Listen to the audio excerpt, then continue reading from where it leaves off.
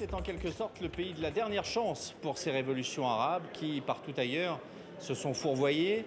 En Libye, pays voisin, à moins de 100 km d'ici, c'est le chaos qui règne, les milices s'entretuent, essayent de prendre le pouvoir, sans parler du terrorisme qui se développe dans le sud et qui est en train de s'essaimer un peu partout dans la région. Une situation tellement chaotique que de très nombreux Libyens viennent ici trouver refuge en Tunisie, ce qui n'est pas sans créer de nombreux problèmes.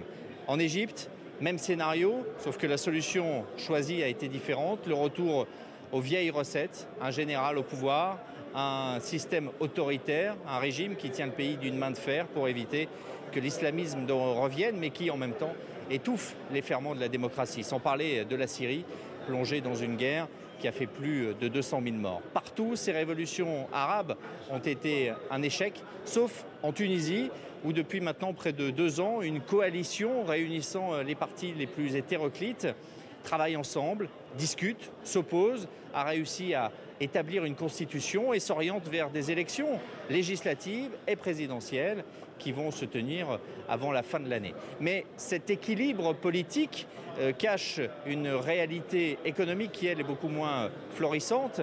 La croissance tunisienne s'est effondrée. Le tourisme, qui représentait l'une des principales activités du pays, a chuté de 30%.